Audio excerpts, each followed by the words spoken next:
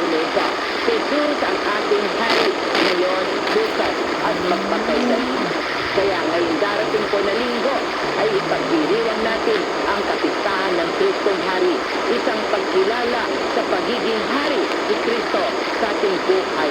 Nangangulugan ito na hinayaan natin na siya ang maghari sa ating buhay. Ang bilang hari, siya ang panuntunan ng lahat ng ating mga ginagawa sa araw-araw. Kaya po sa kapistahan na ito ng Kristong Hari, inaanyayan tayo ng Panginoon para sariwain ang ating pagkilala sa Kanya bilang ating Hari. Paano ba natin ito na ipapahayag, kapatid? Paano mo na ipahahayag? Siya ba talaga ang pinakamalaga sa atin? Na itataguyod ba natin ang panawagan para tayo ay magpakababa, maglingkod at magkawang gawa, magpatawad at magmahal? Handa ba tayo sumunod kay Kristo sa lahat ng pagkakataon kahit ito ay mga hulugan na tayo ay magpakristo at masaktan? Mabigat ang hamon sa atin ang pagkahari ni Kristo sa ating buhay. Subalit, tinitiyak naman po sa atin ang Panginoon na hindi niya tayo pababayaan. Nandiyan siya lagi, lalo na sa ating mga pagsubok. Sasamahan tayo.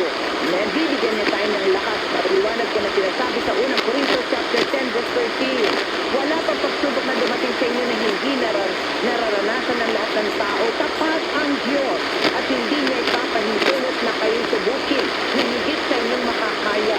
Sa halip pagdating ng pagsubok, bibigyan niya kayo ng lakas upang mapagtagumpayan iyon. Yung kapatid, napakabuti ng Diyos na karapat-dapat na siya talaga maging hari ng buhay natin. Nagagandaw tayo ng pagsubok, hindi tayo pababayaan. Bibigyan tayo ng lakas upang mapagtagumpayan natin. Amen? Ibibigay niya ang lahat ng kailangan nating tulong at biyaya upang ito'y ating maganap at may sakatuparan upang makarating tayo sa kanyang kaharian sa langit. Mahal tayo ng Diyos. Alam mo ba yun, kapatid? Mahal ka ng Diyos, mahal ako ng Diyos. Kaya ako nag-alay ng buhay sa krus para sa ating kaligtasan. And then pababayaan mo lang, amen, na sa buhay mo, na hindi siyang maging hari ng buhay mo, iba'y nagiging hari ng buhay mo, nadadaya ka ni Satanas, kapatid, kapag hindi si Kristo ang hari ng buhay mo. Kapag ang hari ng buhay mo, sarili mo, and then nananahan ka sa makamundong pamumuhay. Kahabang-habang ka, kapatid. Amen. Ibig po ng Diyos na makasama tayo sa kanyang kaharian sa langit para sa buhay na walang hanggan. So tuwing tayo po ay nagdarasal ng Ama namin, ipinapanalangin natin na mapasa amin nawa ang kaharian. Sundin ang loob mo dito sa lupa para ng sa langit. Lagi natin idinadasal itong Ama namin. Nasusunod mo ba? Dinadasal mo na mapasa amin nawa ang kaharian. Sundin ang loob mo dito sa lupa para ng sa langit. Ang tanong, kapatid, ginagawa mo ba ito? Sinusunod mo ba si Kristo? Dinadalangin natin na naway maghari sa atin ang Panginoon. Pero sa ating bang mga kinikilos sa ginagawa natin, sa mga sinasalita natin, sinasabi at iniisip, ay nakikita ni Jesus na nais natin maghari siya sa buhay natin, kapatid? Sundin ang loob mo. Lagi natin piniprayan, sundin ang loob mo. Sinusunod ba natin ang kanyang kalooban? Ang mga kautusan niya. Baka naman dasal tayo ng dasal ng Ama namin, pero taliwas ito sa ating gawain. Baka naman hanggang ngayon ay hindi mo napapatawad ang iyong kapatid. Ipinagdarasal mo na may mangyaring masama sa iyong kapwa. Hindi mo tinutulungan ng mga aba. Manhid ka sa paggawa ng mabuti. Yan. Yung kawang gawa. Yan. Nakikiapid ka at matakaw sa kita ng laman. Chismosa pa at mahilig pag-usapan. Yan ang buhay ng may buhay. At husgahan ng iba. Mandaraya at sinungaling. Lahat nasa ina, pero nagdadasal ka ng Ama namin. Amen. Kaya kapatid, pag nilayan mong mabuti, tuwing dinarasal mo ang Ama namin, ay sinasabi natin na mapasa amin ang kaharian mo. Mangyayari lamang ito kung bubuksan natin ang ating sarili sa Diyos at hayaan natin na matupad ang kanyang kalooban. Na siya ang masusunod. Dahil siya ang hari, siya ang masusunod. Ito sabi lang, sa utos ng hari, hindi nababali. Amen. Ang utos ng hari, hindi nababali.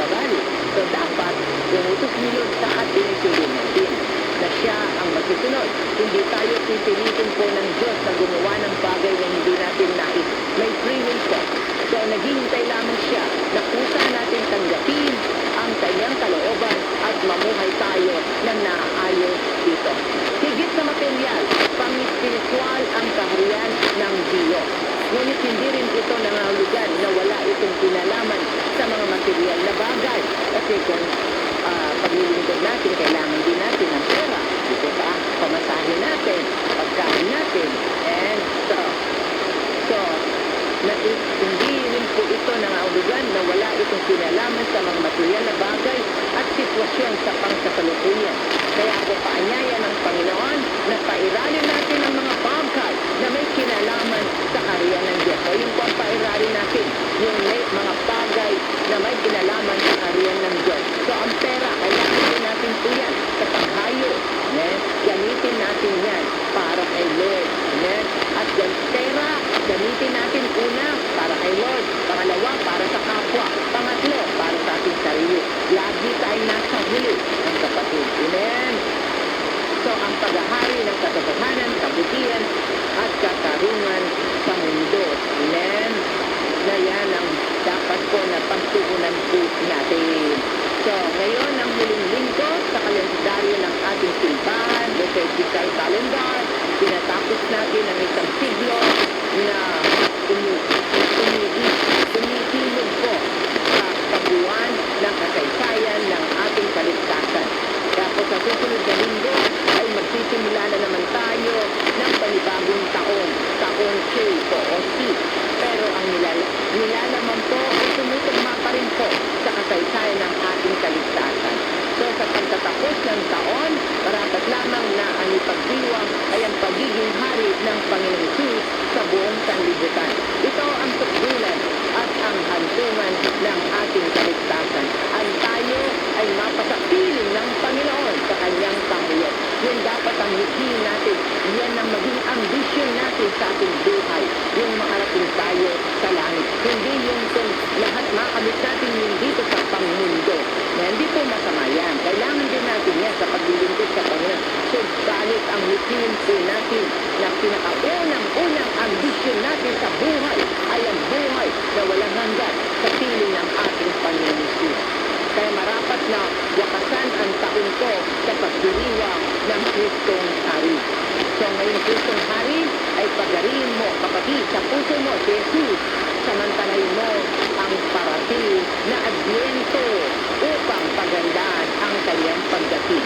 Magsisi, humingi ng kapatawaran, magpatawad at sikaping matalikuran na ang kasamaan sa buhay na nagagawa po natin. Kaya po ang ating buhay bilang mga Kristiyano ay napapabilang po sa kaharian niya.